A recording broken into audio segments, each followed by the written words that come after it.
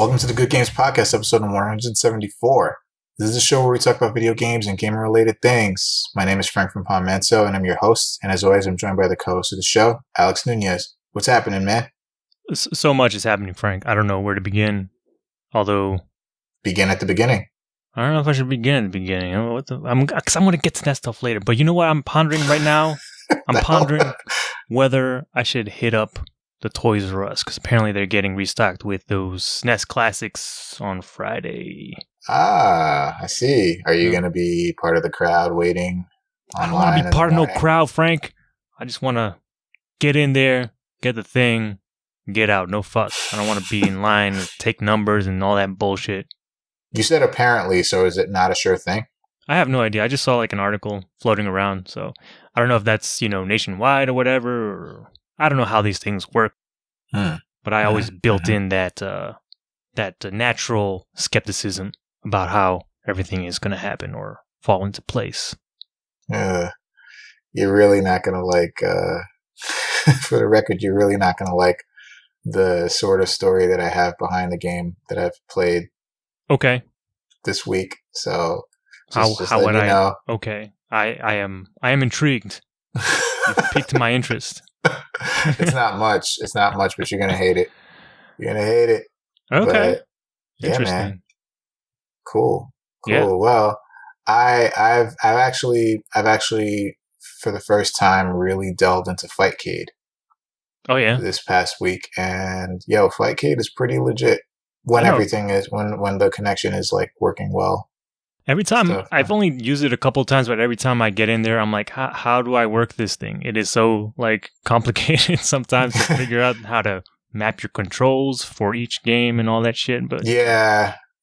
I mean, at least it saves it like once you do. But it is a bit of a hassle because like, there are some fighting games, like, I don't know, it's just me, but like there are some fighting games that, I like playing the 6-button style, and there are some fighting games I like playing the 4-button style, depending on the type of game and all of that stuff. Like King of Fighters versus Street Fighter. Uh-huh. King of Fighters is a 4-button game, and Street Fighter is a 6-button game, and it's like, god damn it. So I gotta like switch controllers because I can't play 6-button games with a 4-button controller, and I can't play 4-button games with a 6-button controller. So it's just a thing. it's just a whole thing, and it gets complicated. So. Okay. But nah, Fightcade's not that bad. Once I think it's a lot of first time settings that you have to just get around, and then once you get around those, it saves them, and you're good. Yeah.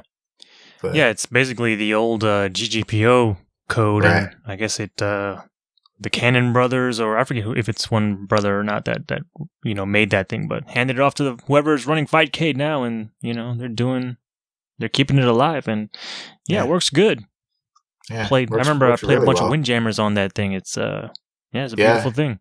I played some Windjammers on it too, and I was like, "Yo, this is pretty legit." I'm like, I'm surprised they have Windjammers on it, but still, it's pretty awesome. I mean, you could put anything on there if you wanted to, if you got the stuff.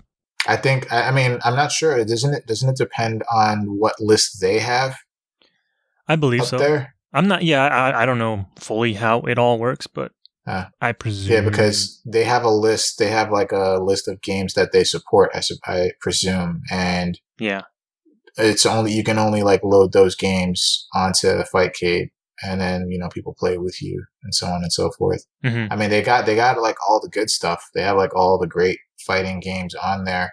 Yeah, but I think there are some games that are like clearly missing, but I'm not sure if it just can't support it because of the graphical fidelity and whatnot. But I think I was playing Darkstalkers or Vampire Savior with my friend Che.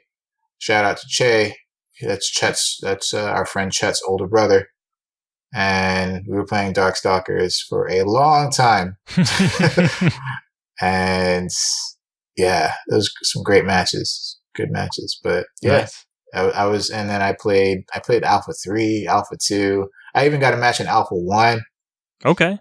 I played all the KOFs they had, I think right up to 2003. Mm-hmm. And the good thing about Fightcade 2, you can also play it by yourself if you wanted to, I believe. As far as I know, I think you can play it by yourself. I don't know. If there is, I've never figured out how. Yeah. But yeah. So if anybody wants to get on Fightcade, I'm down to play all those games. It's pretty legit. It's tight. Yeah. So look at you figuring out all the cool PC stuff that's been around for years. Man. Yeah, man. I'm just gonna take me some advantage of this. Uh-huh.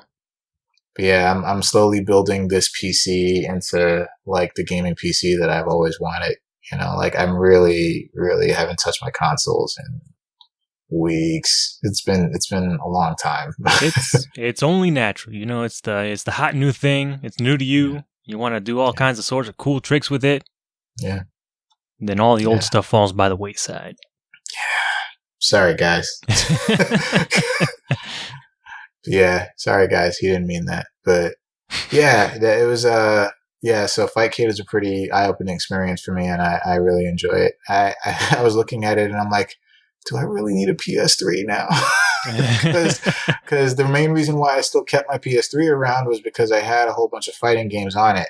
Uh-huh. Like, and that weren't supported by PS4 or any other current gen system as of right now. So yeah, I'm like, do I really need it anymore? PS3 is good for like if you have people coming over, because especially like controller stuff, setting that stuff up on PC is always a fucking pain in the ass. Yeah, it's a pain in the ass. It is. It's a pain in the ass. This is why tournaments don't use PCs, even though the PC might be the better version. Right. It's just so much more work to get it working. To get it set up. Better just use a console, because plug and play, everything just fucking works. Because it's designed to. But yeah, man, that's what I've been doing most of this week. And, you know, outside of stories that I've shared outside of this recording. but yeah, man. Yo, it's pretty legit. But let's get into the show. Okay. Let's talk about what games we've been playing this week. And this is kind of like a run back for us, because we haven't done 2 games each in a while. That used to be the regular thing.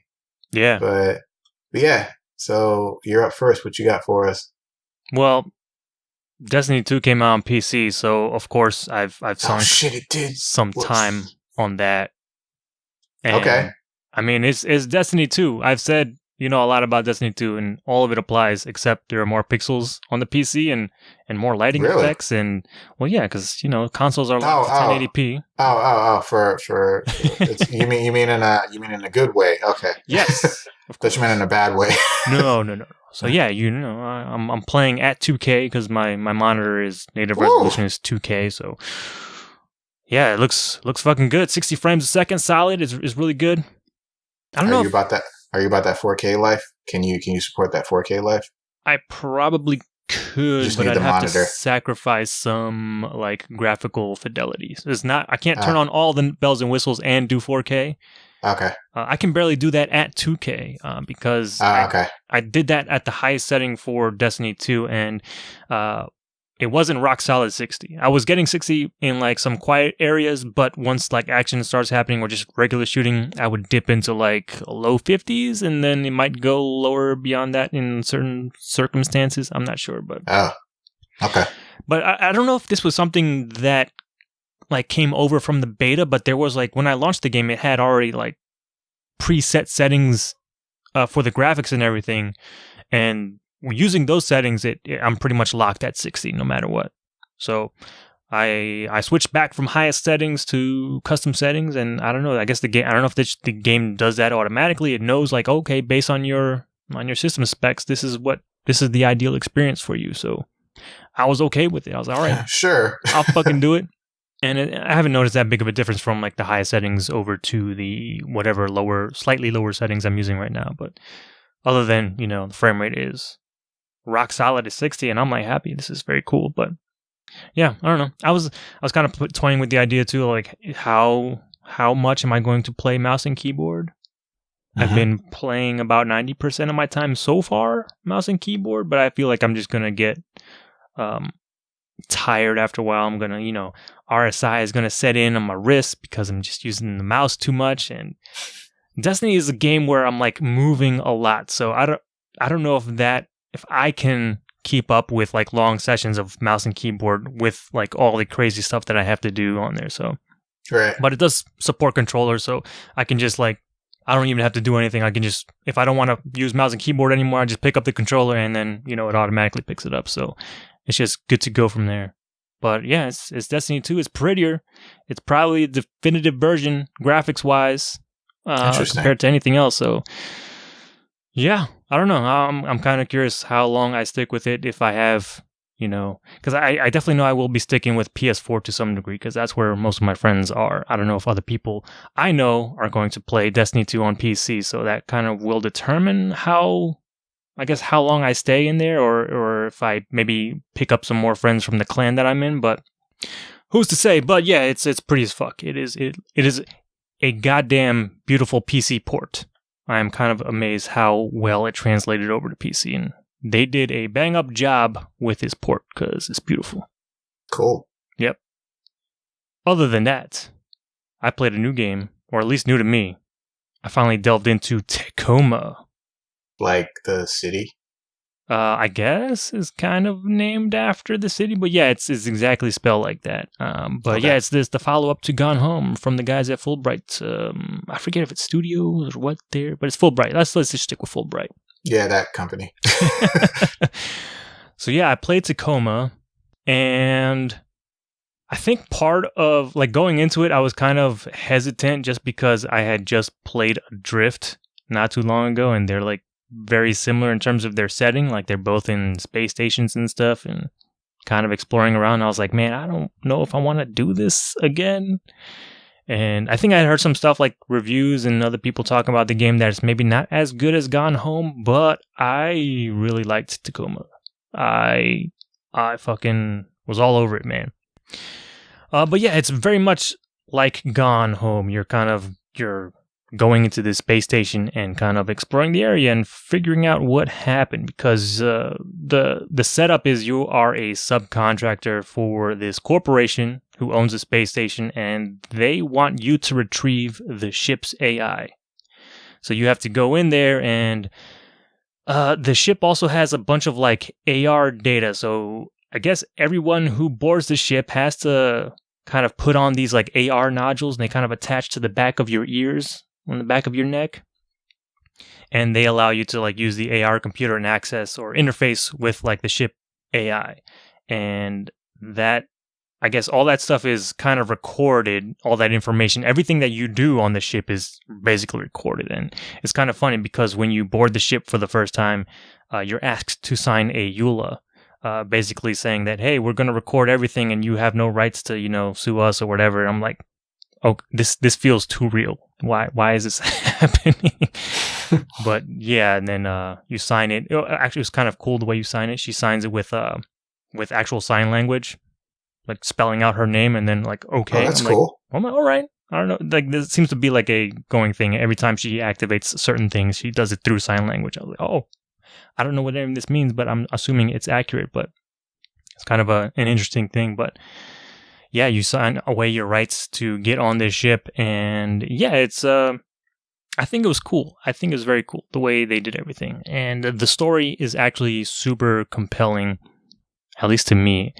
And again, I feel weird like saying anything about it, and I'm going to try and be as vague as possible, just because playing the game is about discovering the story, because there's not really anything there gameplay wise. You're just kind of walking around and seeing these people interact with each other. And that's kind of how, like, the main way the game, or that you kind of see the story of what happened, because you're basically seeing the past 72 hours of what happened on that ship before everyone evacuated. And the way you see that is that there are, like, certain rooms you walk into that have, like, these AR sequences that are like, hey, you can press this button to activate this, like, AR recording. And then you see like these weird, like, very low poly, transparent characters, like polygonal characters that kind of appear, and they have like you can see through them and see their wireframe, and it's kind of weird, but it works weirdly enough. Like, everything is color coded. Everyone has like different body shapes, so you can kind of tell at a glance who's who once you familiarize yourself with who the people are, who the characters are. And yeah, you're just kind of seeing them walk around the environment and interact with each other and talk with each other. And yeah, it's kind of a weird, like, voyeuristic thing. You're just kind of, in this place and watching these people do their thing and go about their lives and do their job. And eventually it gets, like, a little weird in places too, because people will eventually separate, and then they'll have, like, these sometimes more intimate moments with each other. Nothing like sexy time or anything like that, because that might be a little too voyeuristic. But yeah, it's like, there was one actual sequence where I saw somebody basically have a panic attack, and I was like, holy shit. Because the leading up to that scene, they seemed just mostly put together, like they were trying to help somebody else who was kind of like freaking out, and then they kind of left and did their own thing. And I guess another thing about the game, the kind of cool part about it is because there's like basically a crew of 6 people, I think.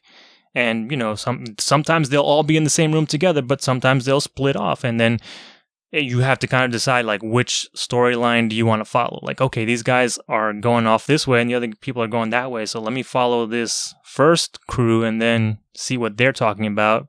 But you can also rewind and kind of fast forward and all through the AR recording. So you're like, okay, I saw what these people did. Let me go back, rewind, and see what happened after this point, after they split, and then see what the other group was doing, or see what they were talking about.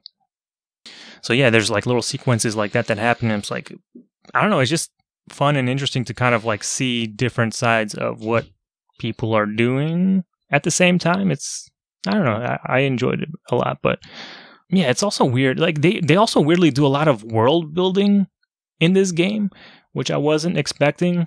World building in a game where you have to figure out what happened in the world before you got there. Well, you're not figuring out what happened in the world. You're just trying to figure out what happened in that space station.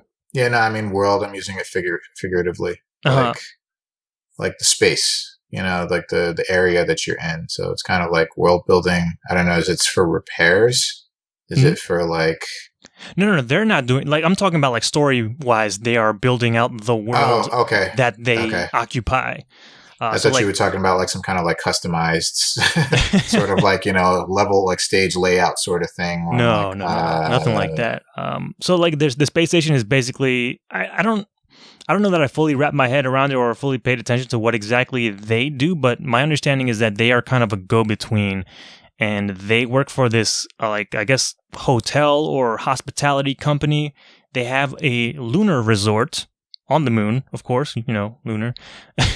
And they receive equipment and shipments from Earth, and then they ship those to the lunar resort. I don't understand why that's necessary, but that's pretty much what they're there for.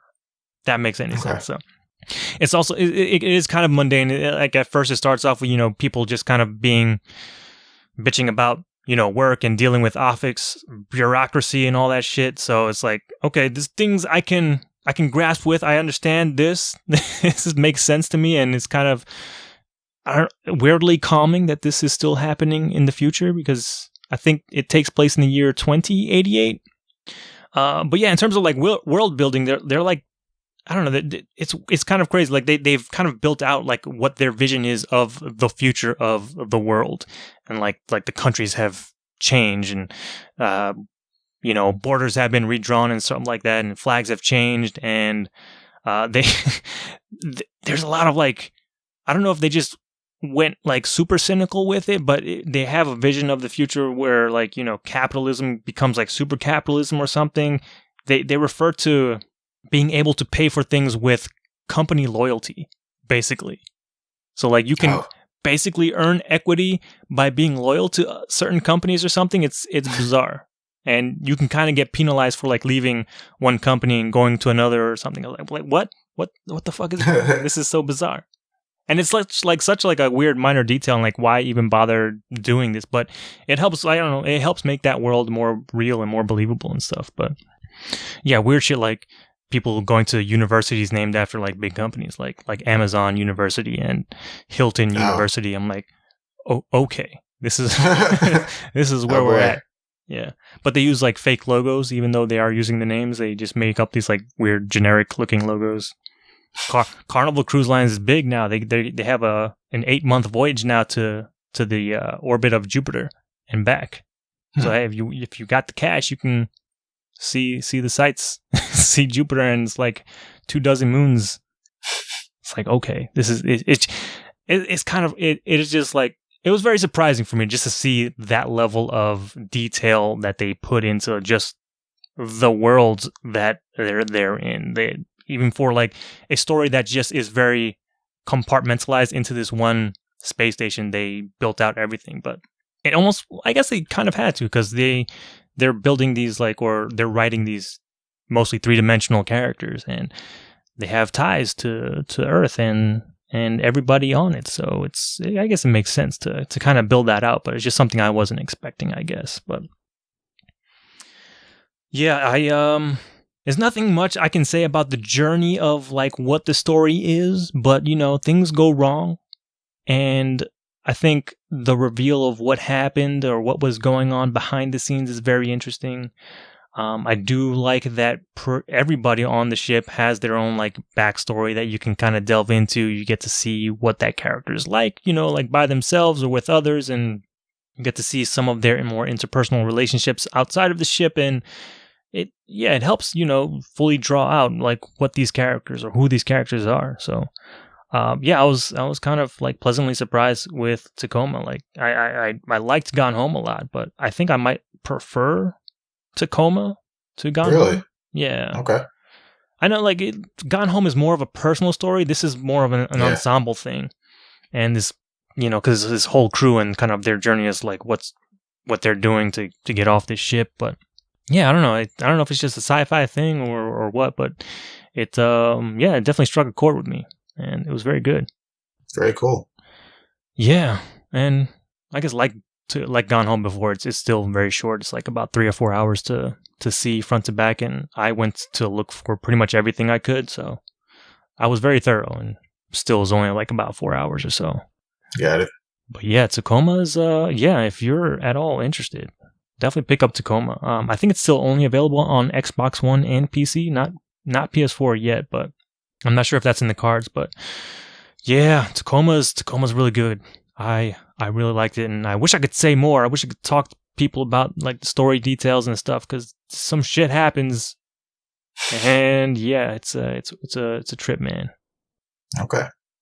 I will also say they have this weird I don't know if it's a holiday specifically, but they celebrate Obsolescence Day. the day things become obsolete or became obsolete. So apparently, I think people were made obsolete, people doing their job. I don't know if specifically that job, but other jobs in orbital space and things like that were at one point automated by robots and AIs and things like that. Oh my God. So yeah, I don't know if, I'm assuming after that, people unionized, and they were able to mandate that, hey, people in these positions, or if this specific job needs to be done in space, it has to be done by people. Because I guess the AIs weren't trustworthy yet, their judgment wasn't up to par. So, they had to have people back on there, and the Obsolescence Day is in remembrance of when when the machines took over their jobs, and hey, we were made obsolete. Let's remember that. Let's celebrate. Let's celebrate that. It's history. It is, yeah. It's a nice touch, I thought. But yeah, again, it's fucking. There's actually lore to this 3-hour game, which is kind of funny to think about. But yeah, man, Tacoma is they do really well, fleshing out these characters and things like that, and I like the way that you kind of can discover or unravel a story just by walking around this environment, and not only just seeing the AR stuff, but they still do stuff in Gone Home where you can pick up things and documents or look at emails of people and kind of see other things that are happening in and around their lives. And yeah, they're very good at fleshing out that the world of those characters. It's almost like they've mastered it. It's but yeah, I really now is what the fuck else do they do now? I don't know, but I can't wait to find out. But yeah, I'm super glad I got to check out Tacoma, because It is dope. I think I might dip into that too and try to check it out myself. Yeah, Did you play Gone Home too? Yes, I did, and I enjoyed it a lot. It was good.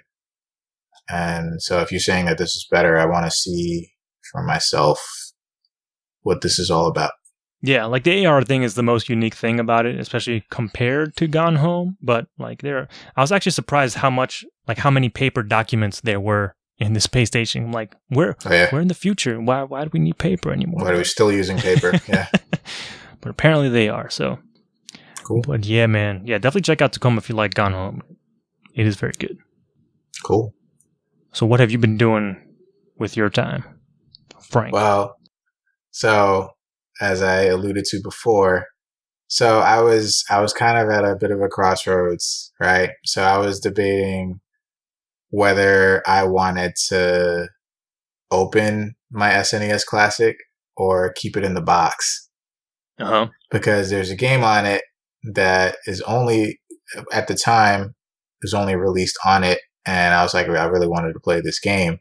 And so I was thinking about it for a while, a couple of hours. And I'm like, what do I do?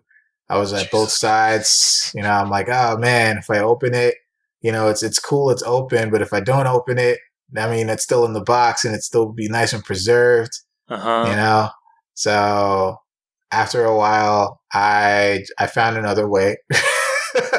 I'm just going to say my SNES Classic is still in the box. And I got my hands on Star Fox 2, which was, and it's not the beta, it's the one that was actually released on the SNES Classic. Well, yeah, because they dumped the ROM like 15 minutes after the SNES Classic came out. Yeah. Yeah, that was like not even they wasted no time. Nope. So yeah, I got my grubby little hands on Star Fox 2, and I've always wanted to play Star Fox 2. And the way you unlock it with the SNES Classic is that you had to beat the first Star Fox. Well, not to beat it, you had to beat the first level of the first Star Fox, and then you unlock Star Fox 2. Whoa, Easter egg! So I'm like, yeah, let me just start Star Fox 2. So I did. And the game kind of threw me for a loop because a few weeks ago, I actually played through the first Star Fox just because I don't remember if I ever beat the game or not. And then when I played through it, I'm like, oh, I did beat this game. So, so I was expecting more Star Fox. Star Fox 2, it's, Star Fox 2 is different. Is very different from the first Star Fox game. Yeah. And I can see a lot of influences in the later Star Fox games coming from this. Like the kind of you can kind of see the direction that they wanted to go with it, but hardware limitations and whatnot, they couldn't exactly do what they wanted to do. Like they immediately, like when you start the game up, it's like you're treated to this kind of like cinematic sequence of the Star Fox crew doing stuff. And it's kind of like, oh, okay, they really want to make this more. And so then when you start the game up, first thing that kind of threw me for a loop is that you select two characters now. And you have another two additional characters in addition to the Star Fox crew. And you pick two characters now. You pick your main character and you pick a backup character to support you. So each character has their own stats, like there are characters that have more bombs or more health or, that kind of stuff. So you pick your characters and then you go basically now the way the stages are laid out, they're not laid out like Star Fox was, where it's an on-rail shooter that lasts for a while each level and you're shooting things and you're getting to the end and fighting a boss and so on and so forth. Now it's just objective based. So the objectives don't really vary that much. The objectives can range anywhere from you have to go into this battle carrier and destroy the target inside the battle carrier, or you have to destroy these missiles before they hit Corneria. Because the whole point is that you want to get to Venom and defeat Andros, but at the same time you have to protect Corneria. And everything is based on it's like a strategy game inside of a on-rail shooters game. It's weird. Yeah. So I was like, okay. So then so when I figured all of this stuff out, so I hit my first level, and it's like, go inside the battle carrier. No. Eliminate this target. That's another one of like the 3 or 4 different objectives that they have. Eliminate this target. So I'm like, all right, I'll eliminate this target. So I'm thinking you have to go through this entire level to get to this target. Nope, target's right there. I kill it in like less than a minute. Mm-hmm. And it's like, all right, this stage is over. And I'm like, what? That's it? And then the next level I go to, infiltrate this battle carrier and destroy the target. I do that in less than 2 minutes. And I'm like, oh no, I don't like this. Like, I don't like where this is going. It's kind of like, you're starting to get like the Star Fox nostalgia feel, and then they rip you out of it by saying like, you finished the level. Uh-huh. So that was very jarring to me. And also the thing about protecting Corneria is that at all times there are like these obstacles heading to Corneria.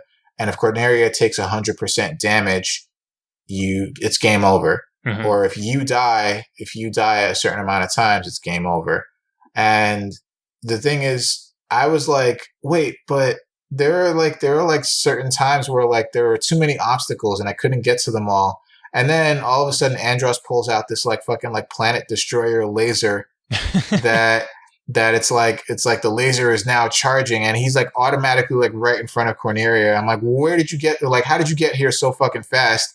Mm-hmm. And then I got hit by it once. It's like it gives you like 75% damage. Damn. To Corneria. And I'm like, fucking shit. So you have to like destroy the laser, but then again there's also missiles headed towards Corneria and other targets heading towards Corneria. It's just like I can only do so much. and then also if you're going through a stage and you take damage, you don't like heal. Like if you beat the stage and you get to a new stage, you don't heal. You keep the same damage and the same life. So you have to, the only way to heal is to go back to Corneria, which takes time, which means the obstacles can also converge on Corneria while you're heading back to Corneria to heal. Okay. And it's like, God damn it.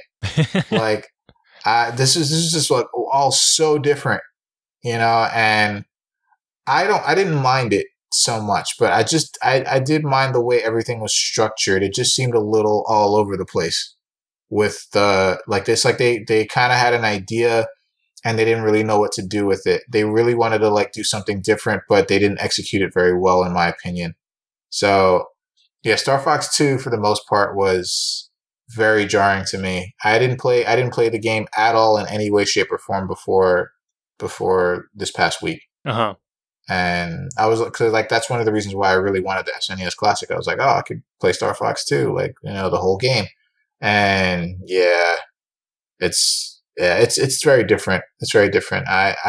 It's just kind of like, it just goes to show like the history of Star Fox games from like the first one. Like they just wanted to try all these new things, like with Star Fox Adventures and Mission Command and all of this stuff. And it's just, yeah, I really just wanted them to just kind of stick to the successful formula of on rails. You know, Star Fox 64 came out and it blew everybody away.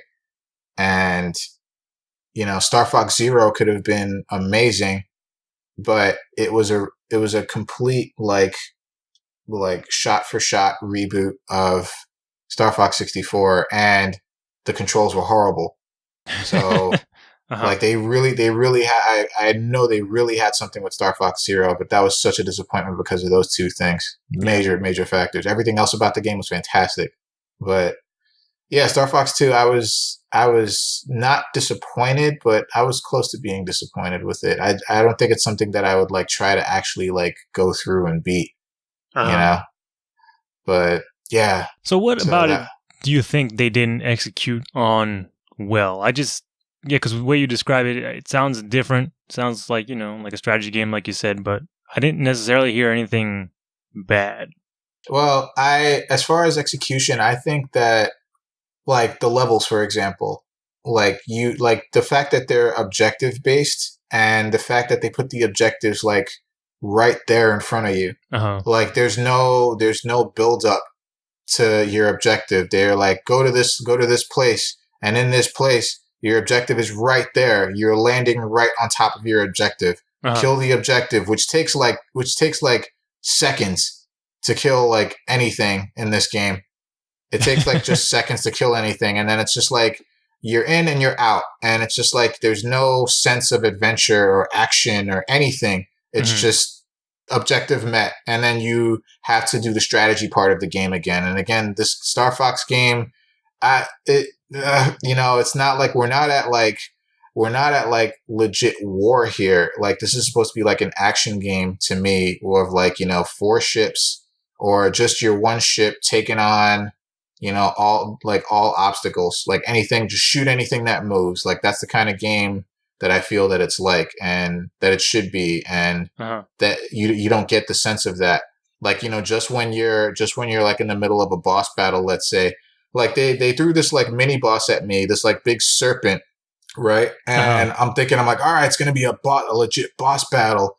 It's gonna last a long time, and I'm gonna like we're gonna go through the motions, and it's gonna be like, oh man, me and the boss are gonna go blow for blow and stuff like that, because I don't know its patterns yet. But I killed this boss in I think about 7 seconds. Okay. And I'm just like, God damn it. Like this is like there wasn't enough substance there. So I think the answer to your question is, I for lack of a better word, I think just the fullness of it,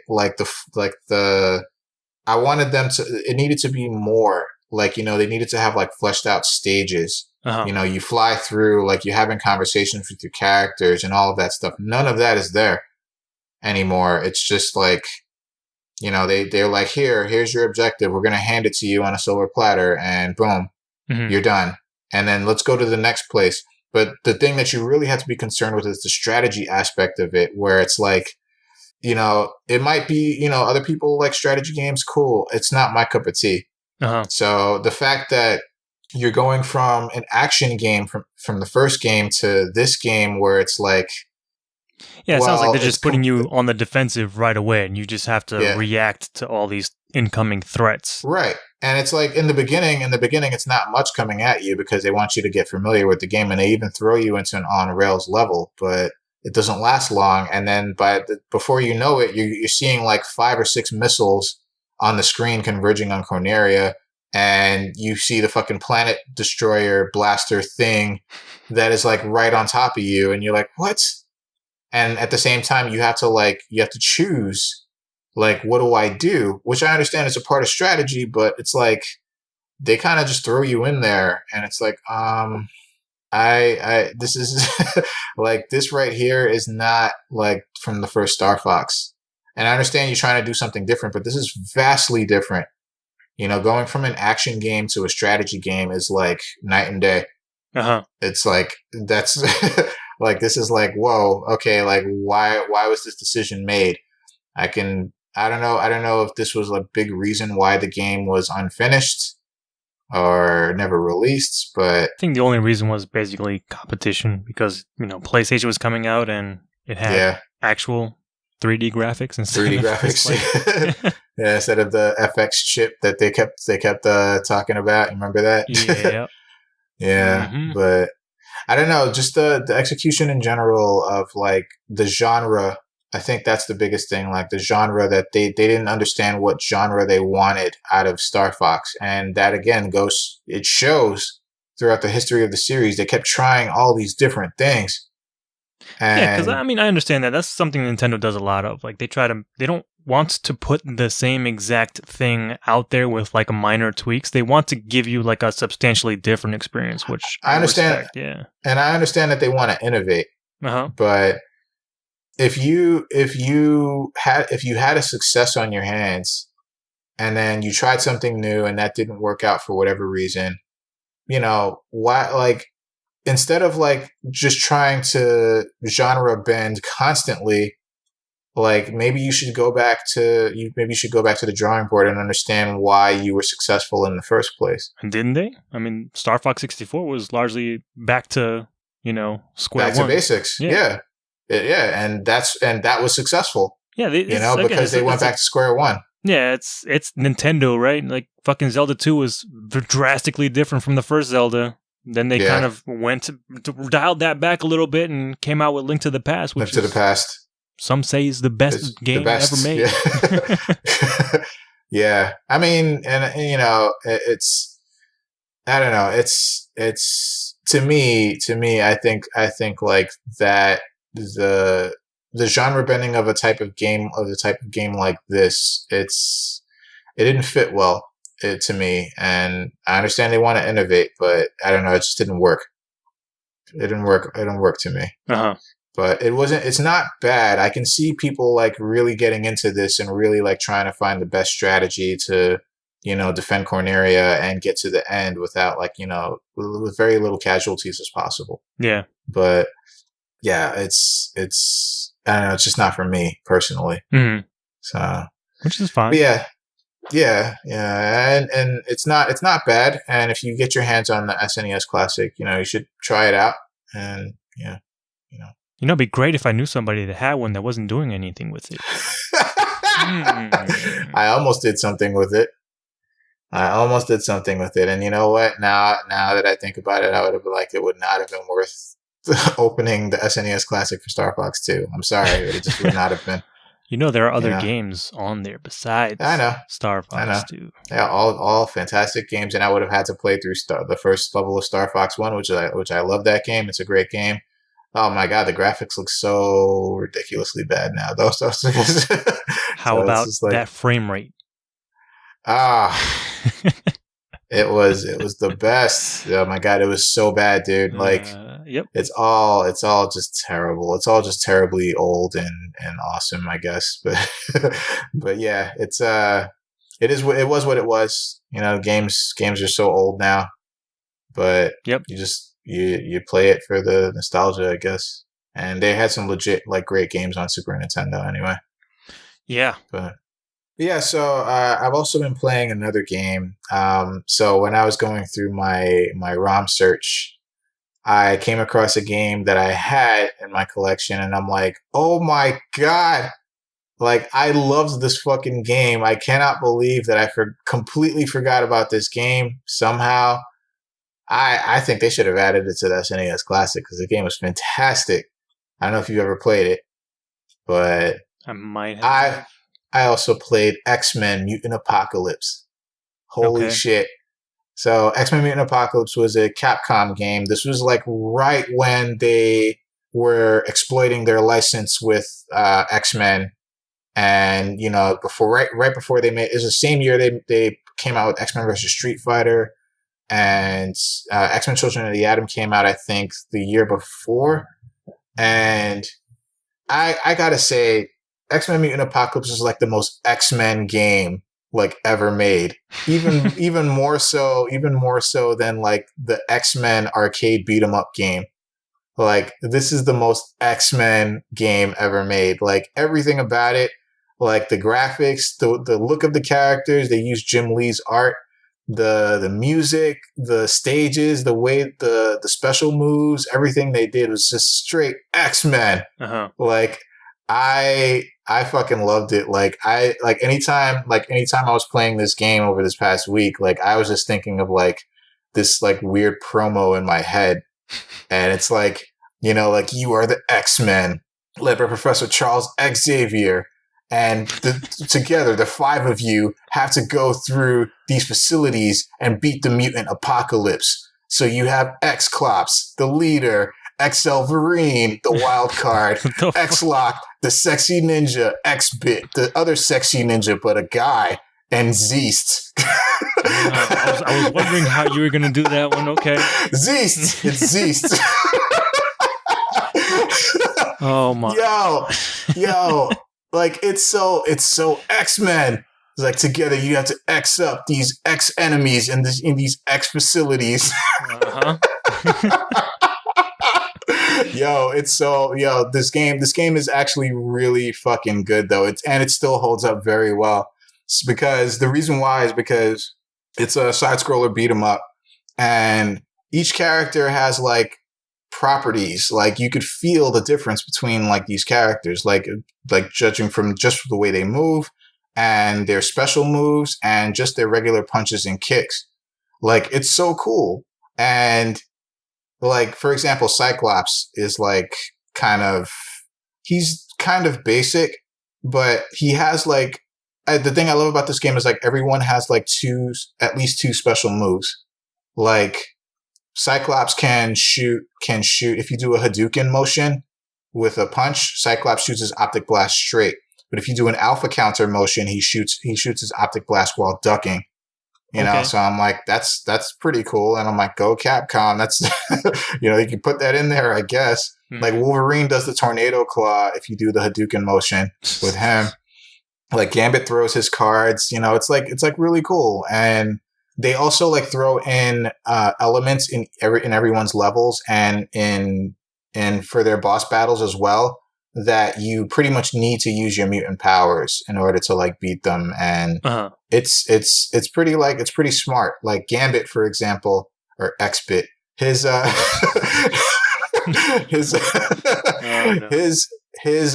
of his special moves is that if you hit up and punch, he throws his kinetic card straight up. So his boss is like these 4 turrets that are like too high for him to jump and hit. So you have to like basically time it and use the the straight up kinetic card to hit them enough to defeat them. Mm-hmm. And yeah, like this game is so good. It's colorful. It's colorful. It's really vibrant. The music is just so like rock heavy, like, synth rock heavy. Cause it's just like, it just reminds me of like X-Men. Like, I don't know why, but the music fits so well. And you could tell it's the same music team that did the Mega Man X games at the time. So I'm like, X-Men, like, this is awesome. So yeah, X-Men Mutant Apocalypse, it's a really fucking good game. It's really hard though. it's like pretty difficult though. For its time, it was pretty hard. Like the other thing is that you were limited in the amount of tries you had for each character. So you would start off with 2 tries for each character. If you failed with any character, if you like lost both lives with any character, it's game over. You'd start all over again. So you had to kind of like, there was a little bit of strategy involved in like how you wanted to approach the levels. Like there are some characters that have more difficult levels than others. And so yeah, it's pretty legit. And then of course, when you beat all 5 levels, there are more levels to play and you can play as any character you want and so on and so forth. Jesus. So yeah, it's a great game, man. It's so good. If you say so. Yeah, it is really good. I can't say because I've never beaten the first level, so.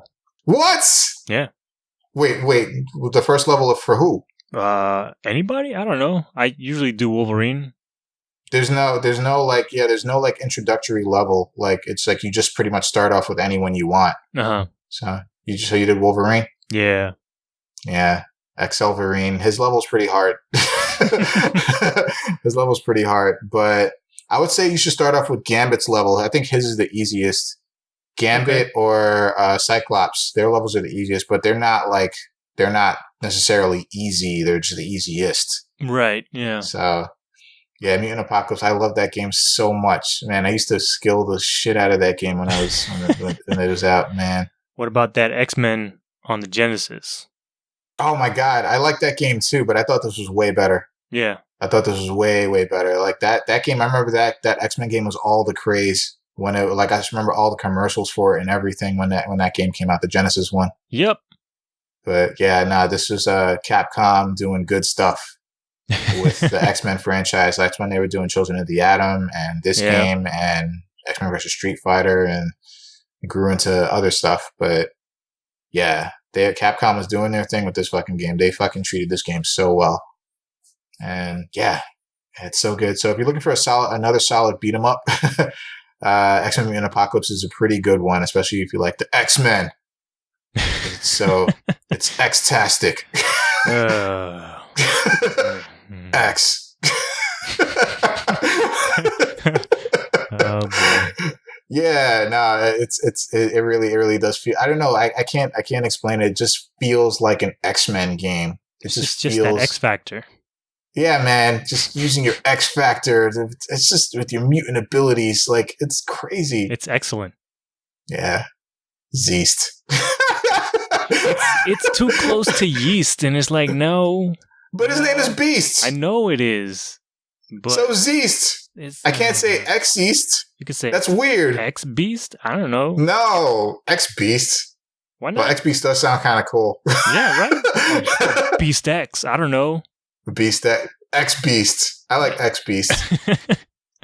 I think X-Clops is funny too. X-Clops. I'm just like, how much time do you spend thinking about all this shit? Not much time. Yeah. Not much time. That I can see that for sure. That not much sense. time. Not much time at all. Like it kind of like 30 seconds. Xyloclops. Xyloclops? Mm-hmm. I think X-Clops. I don't know why I said XL Vereen. I could have just said X Vereen or something. Uh-huh. Or Zolverine. Wolxerine? No. Wolzerine? Maybe. Wolverine? Yeah, weird. But, yeah. This is a bad hole that we're in, but let's keep going. It's funny. X-Bit. X-Bit is pretty cool, though. X Professor X. Professor Xavier. Get it? Oh, but yeah. Now I get it. But the use of Jim Lee's 90s art, like I loved that era of X-Men, and when Jim Lee drew New Mutants and X-Men in the 90s with Chris Claremont writing, and like that just like brought back waves of nostalgia for me. Like I saw Jim Lee's art, I'm like, oh my god! I felt like pulling out my old X-Men #1 book and just like unfolding all the gatefolds that are in there. Uh-huh. But yeah, man. X-Men Mutant Apocalypse is legit. I love that game. And I was like, oh my god, I can't believe I forgot about this game. So yeah, it was a big part of my collection back in the day when I had SNES. Uh-huh. So yeah, that's been my time with Super Nintendo games. And that's been our time for what we've been playing. The XNES Classic, as it were. The XNES Classic. So we're going to move into headlines. And before we do, go to innercitygeeks.com so you can follow along with us. So we got a release date for Dragon Ball FighterX. Yep. That's right. We legit got it. No, it's called, it's Dragon Ball FighterZ. Yeah. Right? Sure. If you put an X there, you can just say Dragon Ball Fighters. That works. Yep. So Dragon Ball Fighter X is coming out. We got a release date for Dragon Ball FighterZ. It's coming out January 26th next year. Mm-hmm. So get ready because the terror will rain down. I will play that game all the fucking time. I have girded my loins. I'm ready to go. All right. We are going to play some matches. We are going to fight some fights.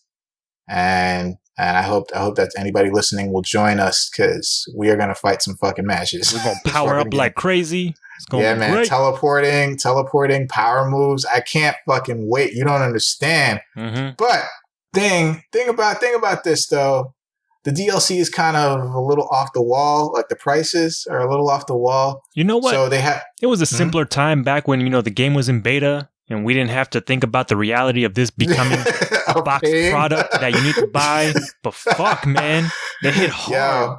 Yeah, the prices are kind of unfair. Like, okay, so they have 3 editions. They have the standard edition, which is going for $60, and it comes with just the regular characters, the regular roster. Uh-huh. Then they have the limited edition. Is that correct? That the limited edition is going to be $95, and it comes with 8 DLC characters, and I think that's it. I don't think it comes with anything else.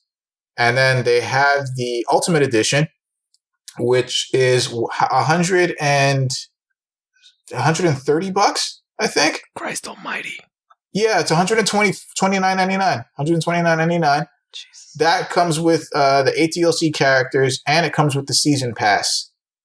So that means if you get the limited edition, you still can't get the season pass. You still have to buy the season pass separately, along with the standard edition, of course. So you get the season pass along with the 8 DLC characters, which I'm not sure it's included with the season pass. So either or, the limited edition one is probably just the price of the game plus the price of the season pass. You just get it all in one. But yeah, that's not fair. Like that, goddamn. Like, I know people are going to fucking pay for this. Like, I know people are going to pay for this. Like, I'm really looking at that limited edition right now. Like, I am. But, like, god damn it. Like, why are they going to try to hit us over the head? Yeah. These prices. I mean, Arc Systems Works they are known for, like, expensive-ass DLC. They are not a stranger to that. But, damn, guys. Like, wow. Yeah. Yeah. Like, this game is anticipated, but fucking shit. Okay. And so now they're taking advantage of that anticipation. Oh yeah, and like I said, people are gonna fucking flock. They're gonna buy this. They're gonna buy the shit out of all of this. I know it. Mm-hmm. I fucking know it. So, but the game looks and plays too good to deny that this some of it just might be worth it. Some of it, yeah, just might be worth it. But yeah, so it's January 26th next year. Get ready, because you also know it's going to be at EVO. And got to start practicing. Hey, Vegeta. Vegeta. That's Vegeta. Another thing. Fucking Nappa is now announced. Oh, that's for the right. game. Yeah, on a side note, they announced Captain Ginyu and Nappa for the game. I'm so happy the Ginyu Force is in the game. Yo, that's so tight. And they showed the screenshot with their poses. I loved it. So I loved good. all of it. I almost wanted to make that my cover photo. Like, I loved it. It was great. Oh, so good. Yeah. Hey, Vegeta. Hey, Vegeta. Are we there yet? She's like, okay, Vegeta, are we there yet? No. Are we there yet? No. Yo, me and some friends of mine, and I think we discussed this on the show too, but we were talking about, like, they have to have a Team 4-star voice pack. I wish they should. Yeah, they need to do something like that. Like, that would be so amazing. If you're listening to our voices and you have somehow not seen Dragon Ball Z Abridged, oh yeah, go do that. Do yourself a favor right now and just go watch it. It's so hilarious. It's the best. It's hilarious. especially when you get to Cell. Oh my god, Cell is hilarious, dude. Oh my god, I can't. Like, Perfect Cell also, like, when he first shows up with the song. Oh my god, I fucking lost it. I was like, this is amazing. So yep, that shows. Yeah, it's great. It's great, and it's actually like legit Dragon Ball Z storyline. You know, like, it helps you understand it a little easier without all the filler. Yeah, it's like my canonical version of the Dragon Ball Z franchise. Like, I'd rather that's the one. Yeah, I'm sure it's some people's, because, like, if you don't have the time to watch all of it, like, watch that and it'll bring you up to speed in a hilarious way. But it's legit. It's the story. Yeah, they hit all the major points.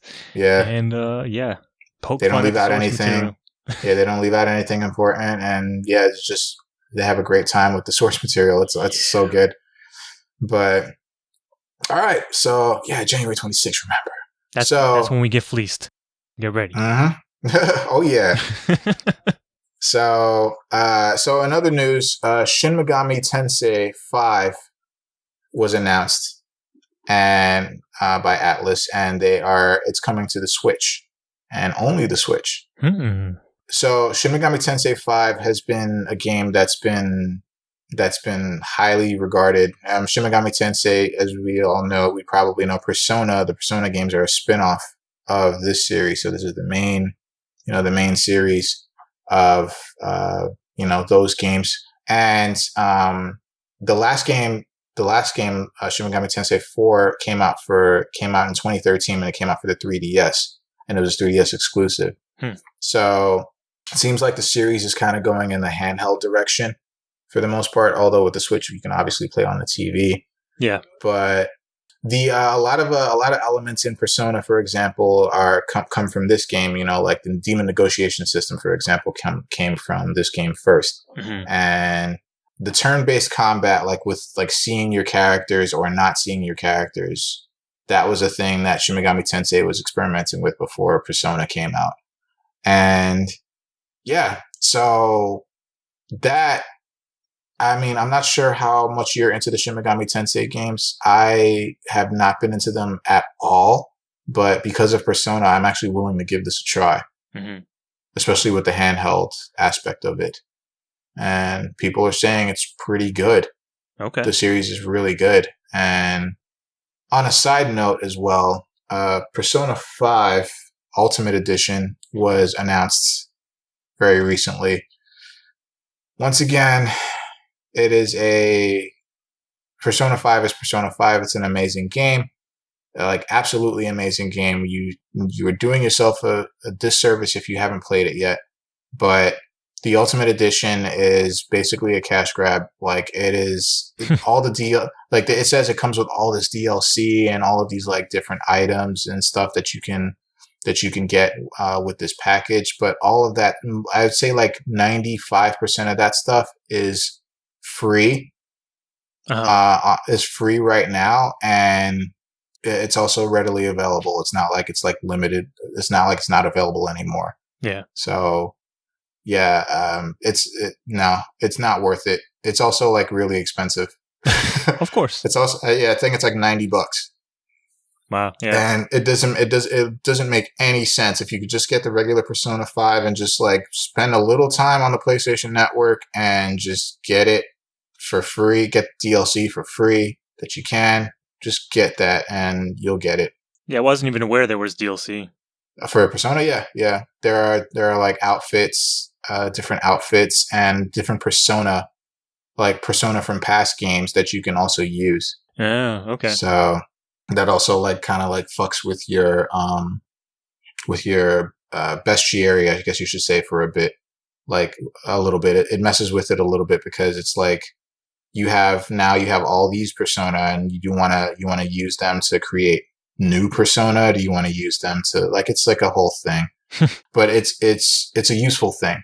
It's a useful option to have. So, but yeah, like they have like an outfit pack, for example, for Persona 4 characters and Persona 3 characters. And yeah,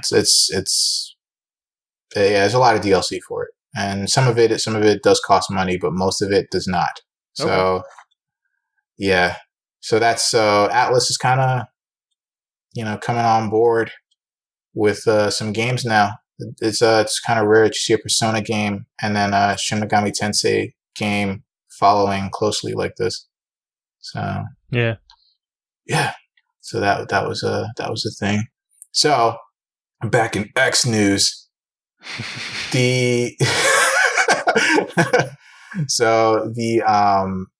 So it was announced a while back that the Xbox One would have the original Xbox system compatibility, backwards compatibility, and that day has finally come. And it's also going to be so the Xbox One and the Xbox One X have the backwards compatibility function with the original Xbox, and there's also going to be 13 on-disc games that you can also just play. And there's also the 13 games are coming digitally as well. Or they're already here actually by the time you hear this. But I still have the Xbox One, and I don't know. I'm just kind of like, I look at all of these games and I'm kind of like, there's like definitely like 2 or 3 games I want, but the rest I'm like, I'm good. I don't know. There's some good games like Ninja Gaiden Black sticks out. That's one of them. Black is interesting. I want to get Star Wars Knights of the Old Republic. Yeah, and I want to get King of Fighters Neo Wave because that game was great. Prince of Persia: Sands of Time. That game is fucking excellent. That game was good. I had it for PlayStation 2. Yeah, that was the best of that. Like they came out swinging with that one, and the other 2 games weren't as good. No, they weren't. No, they were not. I remember. It's such a beautiful game. I love that game. It holds a special place in my heart. Yeah, actually, Black was pretty good. I remember from what I remember. Black was really like cinematic, like a cinematic first-person shooter. It was like crazy. Yeah. The other thing I was going to mention, Psychonauts, of course. That's Oh shit. But also Dead to Rights. I remember that fucking game. Yeah. I never played it, but it was funny because the whole the shtick was like you were a cop or whatever, but you had a dog that you can sick on people and You had a dog camera and just bite their throats out or whatever the fuck would happen in that game. But yeah, it was funny to think about. But yeah, I don't know. The lineup is pretty good, I think. The list we'll have obviously in the links, but I think it's a good start. I don't know how often they're going to be adding to this, but it's also cool that, you know, your old, if you still have your old Xbox, like OG Xbox discs, they will work. Mm-hmm. And it also says in this article, ask for what's next, and they said basically it won't be a dump of every original Xbox game previously made compatible with the Xbox 360. Yeah. Okay. So hopefully that will be the truth. Uh-huh. Because it's always easy to just say, hey, you want to play all those old games you probably have or you probably wanted to play? Here you go. Just release the entire library. Thanks for buying our systems. X. Xbox. Xbox One X. The acronym is Xbox. Yes. Yes. If only they could stick in a few more X's in there. There are never too many.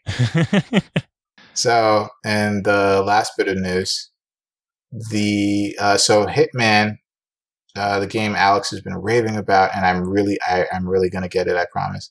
But Alex has been ranting and raving about this game, and it's coming out with the Hitman. It's coming out with the Game of the Year edition. Yes, and it's going to bring a new campaign, new tools, and new targets. And even the subtext says, if you missed one of the best games of 2016, this edition seems like a great opportunity to remedy that. And so, yeah, man, so this game is actually going to be coming out on November 7th. And it seems like nobody saw this coming. Because it's I remember I think we were talking about it and you said that there might be a possibility. Yeah, because they had mentioned that there's gonna be a big announcement this week, but we didn't know what, and they went out and kind of came ahead and said, like, this is not season 2. They kind of like tempered expectations that way, but yeah, like I at least was not sure. I didn't even expect that they would go this far. I maybe posited that they would reuse some of the old or existing levels, which it seems based on this article is exactly what they're doing, and also based on the trailer. I'm not super familiar with some of the later levels, but everything looks familiar. Like there are existing levels from what I've seen in that new trailer. Okay. But yeah, I am like super excited. Yeah. You can be a clown and hit some people with a bat until they die. It's pretty cool. That's being a clown, Jesus Christ. Yeah, I took a look. I took a look at what they have here, and I'm very intrigued. I'm very intrigued. If anyone else is intrigued, actually, so if you're getting the complete game from scratch, like you've never touched it, yeah, the game will cost $60, and if you actually already have the game, then you can get the new campaign and included outfits separately for $20. Okay, which is not bad. Yeah, and the main draw is that the campaign, the new 4-mission campaign called Patient Zero, and it's going to be complete with new targets, disguises, and assassination opportunities. And yeah, like the video here is pretty cool, and I think I might delve into this. This might be the next thing. I watched that trailer like 4 times. I'm very excited. yeah, this looks pretty legit. So yeah, I'm excited too, kind of. Yeah, and I'm excited that I can like get this package. Yeah, November 7th. Yeah, it's nice that you get everything in one shot. But yeah, I think a part of it too. I think around the time this launches, they're also, anybody who has the game, it will come with like a free update that also improves some other stuff in the game. Like I think they're changing the UI and certain engine changes as well. Like they're like better lighting and graphic stuff, like tune up, that sort of thing. So that's cool. Mm-hmm. Even if you don't cash up the 20 or pony up the $20 to get the extra content, you will get improvements to the game. But the other thing I thought was really cool is that they're bringing back the elusive contracts. Yeah. Or the elusive targets. So that's cool. So if like me, you missed out on all the elusive targets, you can, go back in there and try to get them out of the way. But if you did, So they will say that if you attempted one of the old elusive targets, they're gone to you. If you killed them, or even if you attempted it and failed, then you cannot retry the new elusive targets or the same elusive target again. But I'm assuming if you missed them entirely, like if you did not attempt them, then you have a chance to try it for the first time. When I don't know if I'm assuming they're going to do a similar thing, like every other week or every week or so, they'll roll out a new elusive target. But yeah, I thought that was cool because I missed out on all that shit, and I would like to try my hand at it. Yeah. But now I have to play more Hitman because, I want to play the other levels and get my mastery up on each level so that I can get access to all the cool goodies on each level. Yeah. Yeah. Hitman is so good. Yeah, I'm definitely going to give this a try. I mean, it doesn't make sense for me to get it now. I'm just going to wait. But yeah. Well, I think I don't know if it's still around, but they did have the first episode available for free. If you want to get a taste early, you can definitely do that. And then buy it later on when it comes out, when the full Game of the Year edition comes out. I just might. Mm-hmm. I just might. You can spend so much time in that first level. Like, I spent like a good 20 hours in that first level. What? Yes. Damn. Yes. Okay. Sounds like a game that'll take your life away. It can. Okay. Well, damn. That sounds like me with the Bravely Default demo. Like, I spent I think 40 hours in a demo, dude. Like, oh, good lord. Yeah, it was crazy. Yeah, it took me forever just to move on to the second level because I was, feeling my way through the first one and doing different challenges and, killing people different ways and trying. Yeah, there's so much depth in each of those levels. It's bananas. Very cool. Mm-hmm. Yeah, I think I might try that level out, especially if it's free. It's got replay value out the ass, man. Nice. And it's the full first level. Yeah. At least that's my understanding. Okay. I don't know if you get access to the full suite of challenges and other things because, each level also has escalation missions, which are different things, and they're not the main campaign missions, but at least you will have access to some part of the first level. You'll have access to the full first level, but I don't know how the challenges and stuff work out in that free demo. Okay. All right. Hitman X, Game of the Year Edition X. Let's do it. Why not? All right. So that's it for headlines for this week. And we are going to move into new and upcoming releases of stuff you can look forward to. So Alex is going to go ahead and take us through that. Yeah, so this week, the week of October 24th, it's somebody cue up that Santana song with Rob Thomas because it's going to be a hot one. We've got this week Destiny 2 out for the PC. Just Dance 2018 is out for the PlayStation 4, Xbox One, Switch, Wii U, 360, PlayStation 3, and the original Wii. Whoa. That's a lot of systems there. The original Wii, Jesus Christ. Uh-huh. The Wii U, huh? That's practically dead. Yeah. What was it? What was that second system again? The Xbox One. The Xbox One. Yes. X. Uh-huh. I'm sorry, go ahead. We also got this week Deer Hunter Reloaded. X. For the PlayStation 4, Xbox One, and PC. I'm kind of digging this gimmick. Rugby. Yo, you add X to anything, it's awesome. It's true. Yeah. Rugby 18. X. For the PlayStation 4 and Xbox One. Fishing Masters. X. For the PlayStation VR. Oh, there's no X in there. No, not yet at least. Fort Defense North Menace. X. For the PlayStation 4. I love it. Hidden Agenda. X. For the PlayStation 4. Night Terrors. X. For the Switch. This is I was trying to go for Night X Terrors, but okay. Okay. Knowledge is Power. X. For the PlayStation 4. Knights of Azure 2. Bride of the New Moon. X. For PlayStation 4, Switch, and PC. Rapala Fishing Pro Series. X. For the PlayStation 4 and Xbox One. Xbox One. SingStar Celebration. X. Is now out for the PlayStation 4.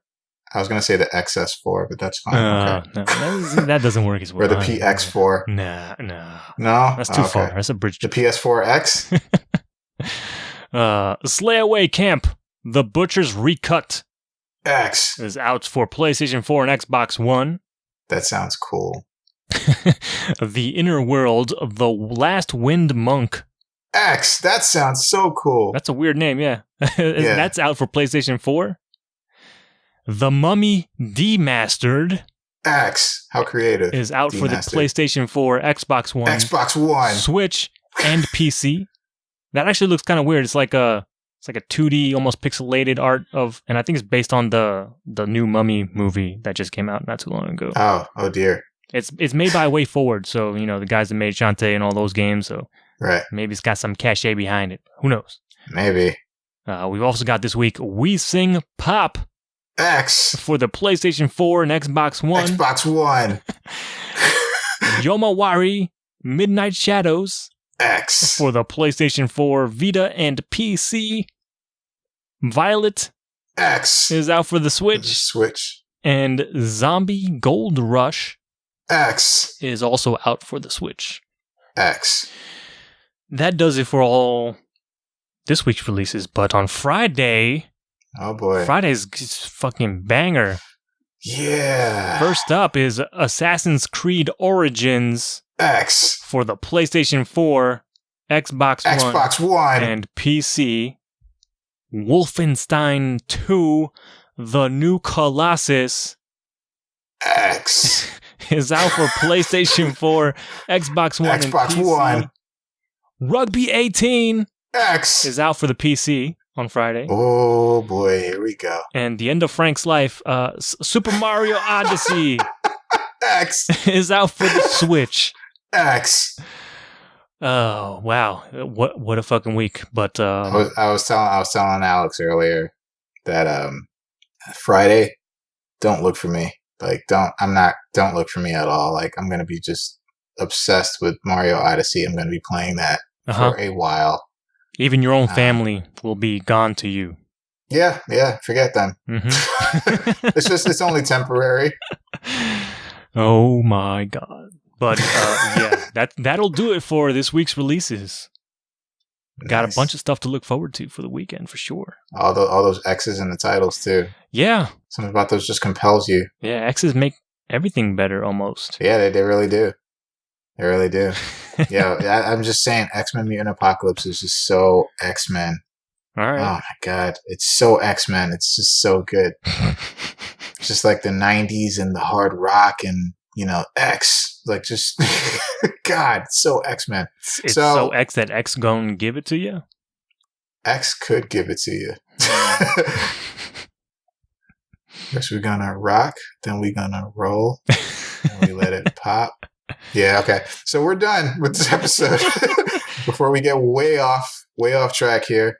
Uh-huh. So before we officially go, we would like you to visit innercitygeeks.com as always if you haven't already visited there at some point during this episode, because that's where we're located and where we have a bunch of stuff sometimes regarding everything geek. You can listen to some of our old episodes on and or subscribe to our YouTube channel. It's called Good Games Podcast. Look for us there. And yeah, that's just another place that you can experience the show. You can listen to us on iTunes where you can leave us a review. It's the best thing that you can do for us. Let us know what you think of the show, whether you like it, whether you don't like it. Just, leave something so we know how we're doing. You can listen to us on Stitcher Radio, and you can basically listen to us where all podcasts are available to be listened to. And if you are on innercitygeeks.com right now, or if you're going to go there, which you should be planning to, I also want to encourage everyone to click on that Amazon banner that you see on the right-hand side of the page when you go there. And when you do that, that link will take you to Amazon.com. And I know there's stuff that you want to buy from there. So buy whatever it is that you were planning to buy. And a little bit of that will come back towards us to provide more show and more content just for you. You can reach us on all of the social media, mainly Facebook, Twitter, Instagram at Inner City Geeks. The Twitter for this show is at Good Game Podcast. And you can also email us at goodgamespodcast@gmail.com. And we actually read our emails, so, please feel free to reach out. And that's going to do it for this episode. We are going to say goodbye. I'll be playing Mario Odyssey X tomorrow. I'm sorry. How did I forget? I'm sorry. I have no idea. How did I forget? I'm sorry. I'll be playing Super Mario Odyssey X as of tomorrow. And we're going to say goodbye. And then leaving, as always, we say, good games, everybody. Good games. X.